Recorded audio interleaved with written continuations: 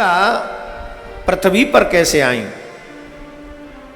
इस संदर्भ में आपको पुरातन कथा सुननी चाहिए। विश्वामित्र मुनि को जब श्री राम जी विश्वामित्र मुनि साथ में लेके गए राम जी को,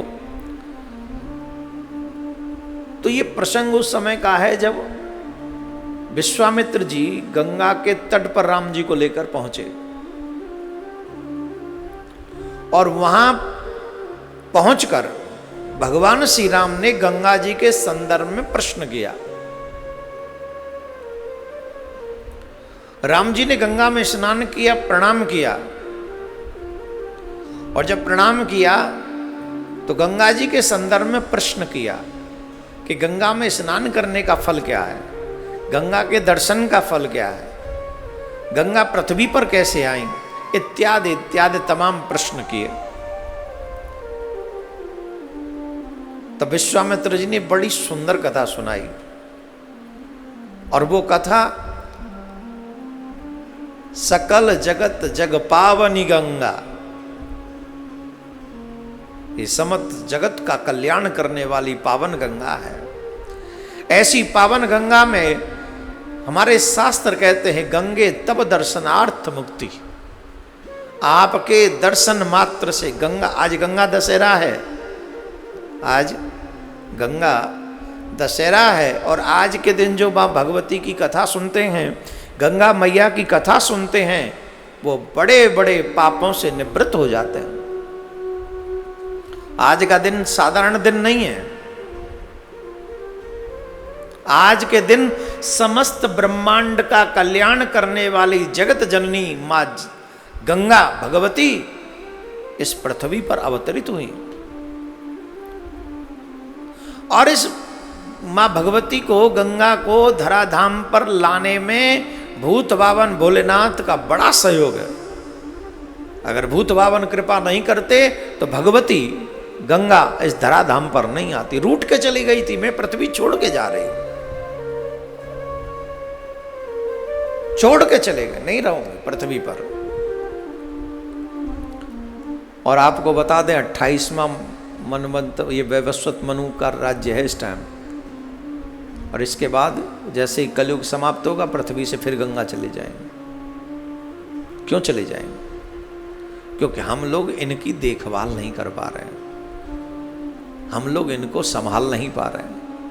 हम लोगों कहीं ऐसा ना हो हम लोगों के देखते देखते ही गंगा या जमुना तो समाप्त हो ही रही है ऑलरेडी, और आज कोई जमुना की बात नहीं करता, जो कोई कर दे तो उसे पापिष्ट समझते हैं हम लोग, वो पापी है। देखो मैं सभी सनातनियों से हाथ जोड़ के कह रहा हूं, मैं यहां से जो बोलता हूं मेरे मन में किसी के लिए कोई भाव नहीं है, लेकिन अगर हम सनातनियों को जो प्राप्त है, जो हमारे पूर्वजों ने भयंकर मेहनत प्रयास करके हम तक पहुंचाया, अगर हम उसे संभाल भी ना सकें तो काहे के हम सनातनी, किस लिए हम सनातनी? कौन कहता है आज कोई भारत में किसी और का राज्य है क्या? 70-72 सालों से तो हम हिंदुओं का ही राज्य है ना।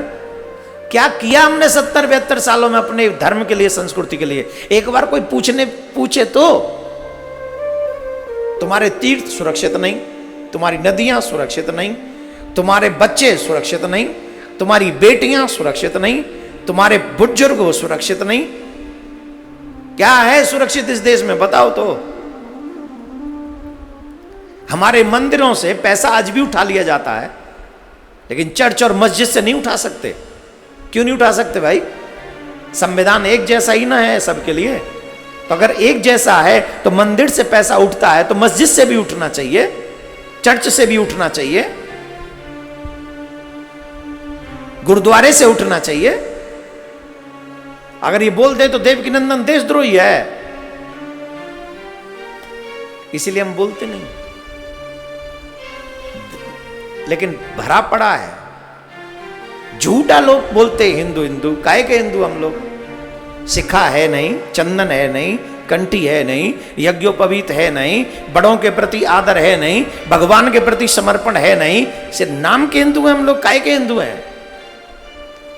अपने अपने घरों में ईमानदारी से पूछो कितने लोगों को शिखा है, कितने लोगों को जनेऊ है, कितने लोगों को चोटी है, कितने लोगों को तिलक है।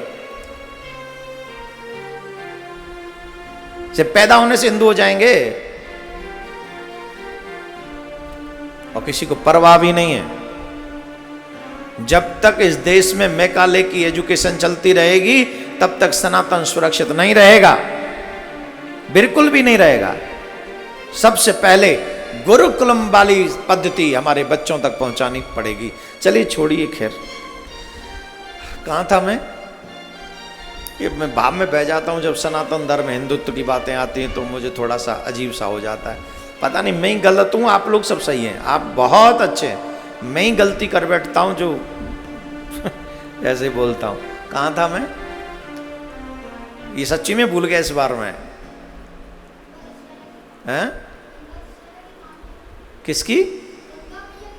गंगा की कथा। अब तो कह रहा हूं मैं, गंगा की कथा तो बहुत देर से कह रहा हूं। गंगा की कथा है गई 22 मिनट कम से कम।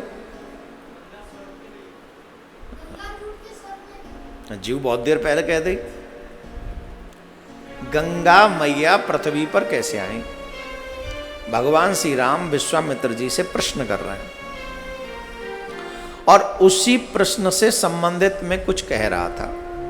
जैसे गंगा मैया की बातें हम लोग कर रहे हैं तो सनातन गंगा, देखिए कोई व्यक्ति 100 कोस दूरी पे मर जाए गंगा से, जो विदेश से सुन रहे हैं मुझे ध्यान से सुने, कोई अमेरिका में मर जाए, अमेरिका में, कनाडा में, इंग्लैंड में, साउथ अफ्रीका में, ऑस्ट्रेलिया में, और कहाँ है, जहाँ हो तुम वहीं मर जाओ, मरोगे तो वहीं, खैर वहीं रहोगे तो जहाँ मर जाओ। लेकिन सनातनी क्या चाहता है? अगर हम वहाँ मरे तो सनातनी क्या चाहता है? सनातनी ये चाहता है कि मेरे मरने के बाद मेरे बच्चे एक काम कर दें, क्या? बोले मेरी अस्थियों को कम से कम गंगा तक पहुंचा दें। चाहते कि नहीं? कपूर साहब को मैं देख पा रहा हूं, शायद वहां तक आवाज देर से पहुंच गई क्या? गुलजारी लाल कपूर जी, हाउ आर यू? अरे वाह, इस समय मुझे जहां तक आइडिया है बज रहे होंगे सुबह के 4:30 के बीच में होंगे इस समय, राइट? हाँ, वेरी गुड। देखा, मैं भूला नहीं हूं, चाहे 2 साल हो गए मुझे आए बिना वहां।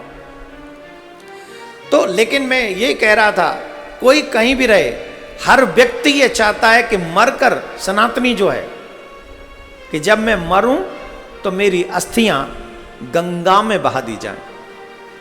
अब जानते हो क्या है? जब तक जीव की अस्थियां गंगा में रहती है तब तक वो व्यक्ति, यमराज के दूतों की ये औकात नहीं कि उस व्यक्ति को वो हाथ भी लगा दें। वो नरक यातनाओं से बचा रहता है। और एक बहुत बड़ी बात मैंने सुनी थी कि अस्थियां गंगा में गिरने से गंगा अशुद्ध नहीं होती। अगर सिर्फ अस्थियां और राख गंगा में बहाया जाए तो उस राख से और अस्थियों से गंगा शुद्ध नहीं होती, अपितु उन अस्थियों को भी शुद्ध कर देती है। गंगा की वो महिमा है, वो जल की महिमा है। और जब तक अस्थियां रहेंगी तब तक वो स्वर्ग में राज्य करेगा। कौन? जिसकी अस्थियां गंगा में हैं। ऐसी गंगा की सुरक्षा करना ये हम सबकी जिम्मेदारी है।